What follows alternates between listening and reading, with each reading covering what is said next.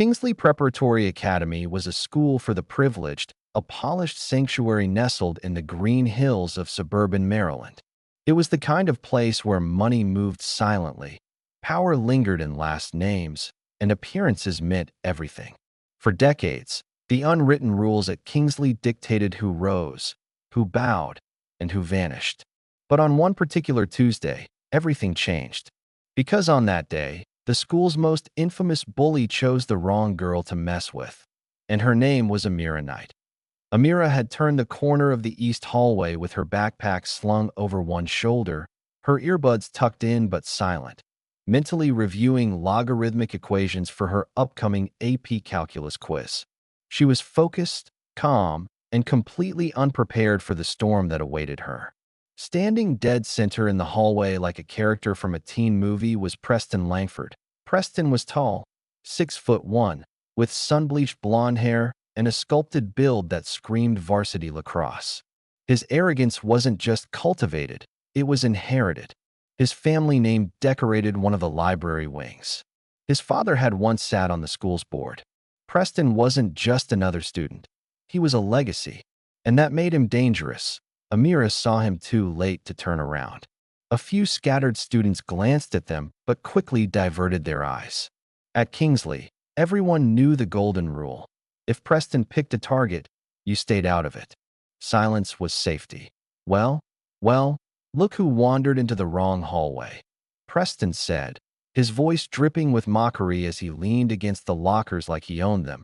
Amira tightened her grip on her backpack and exhaled quietly. Move, Preston. I don't have time for this. That wasn't the answer he wanted. His smug grin widened. Is that how you talk to me? You don't belong here, Knight. This school wasn't built for people like you.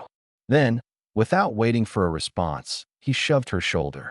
Not hard, just enough to send a message. Amira stumbled slightly. She didn't fall. She straightened. And in that instant, her calm snapped into something colder, clearer. You really don't want to do this, she said quietly. Preston scoffed. What are you going to do? Cry to the dean? Go ahead. He shoved her again, harder this time. Phones came out. Students circled, silently recording what they assumed would be another instance of Preston getting away with it. But Amira wasn't anyone's victim. She dropped her backpack, in one fluid motion. Amira stepped forward, grabbed Preston's wrist, pivoted on her heel, and flipped his entire body over her shoulder. He landed flat on the marble floor with a sound that echoed down the corridor like thunder. Preston Langford, the golden boy of Kingsley, was on the ground, staring at the ceiling. Dazed, humiliated, for the first time in Kingsley's memory, silence reigned in that hallway. Not out of fear, but out of shock. Then someone whispered, "Did you see that?" Another laughed. She threw him like a rag doll. A cheer erupted. Amira calmly picked up her backpack, stepped over Preston's body, and walked away. I told you, she said over her shoulder, her voice steady. Don't push me. By lunch, the video was everywhere. Instagram, TikTok, Twitter, Kingsley's unofficial social media underground had exploded.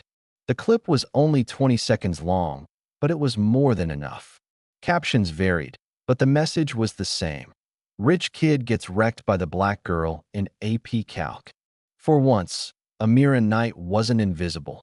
People whispered when she walked by, not with judgment, but with awe.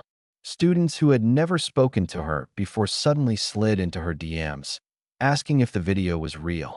A senior offered to carry her books.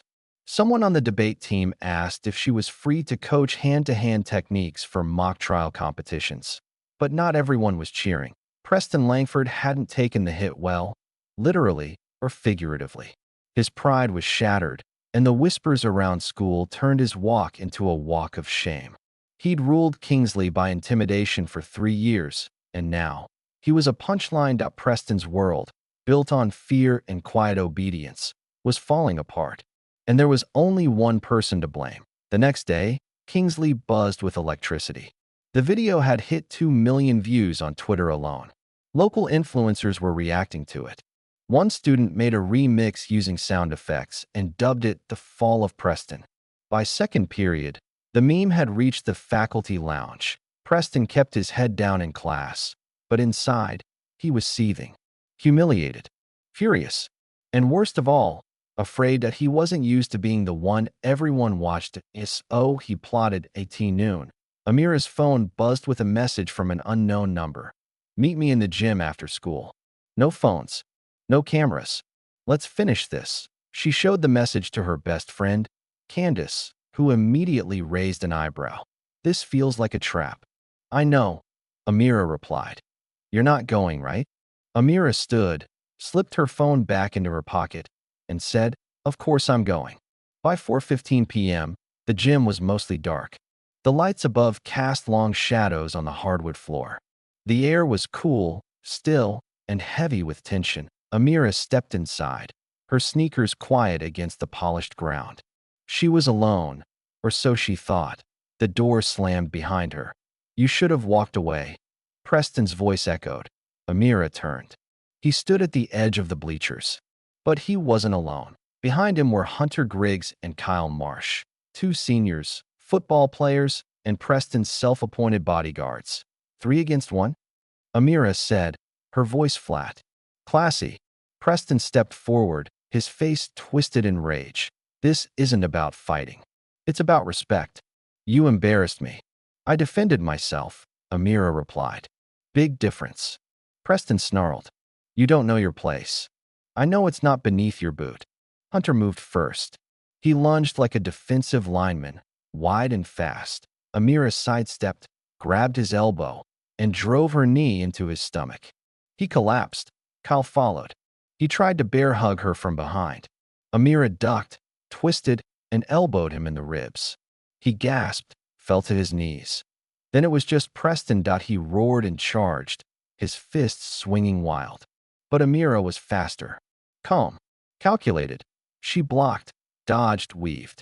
Then she struck, once to the chest, once to the knee. He buckled. She grabbed his hoodie and brought him down again, this time flat on the gym floor, right under the Kingsley mascot banner. He groaned. Amira stood over him. This is your last warning, she said.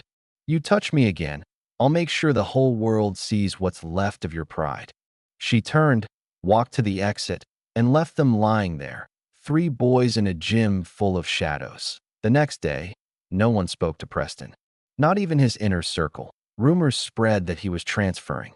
Others said his parents were threatening legal action. But most students didn't care anymore. They had a new ruler. Amira didn't ask for a crown. She didn't need one. But Kingsley had changed, and so had she. In the weeks that followed, teachers quietly thanked her in passing. Students who'd once looked past her now sought her out. She joined the martial arts club. She got invited to speak at the Women of Power Assembly. Colleges sent new interest letters to AS for Preston Langford. He did transfer, quietly, shamefully. He left behind a shattered reputation and a legacy of fear that dissolved with one slam to the floor. Amira's victory wasn't just personal.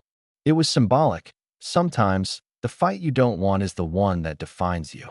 And sometimes, the person no one sees coming is exactly who the world needs. Because the throne at Kingsley wasn't meant to be ruled by cruelty. Not anymore. Now it belonged to a girl who carried herself with dignity, walked with focus, and fought only when pushed too far. And from that day on, every student at Kingsley Prep knew, some people you just don't mess with, especially not a Amira Knight.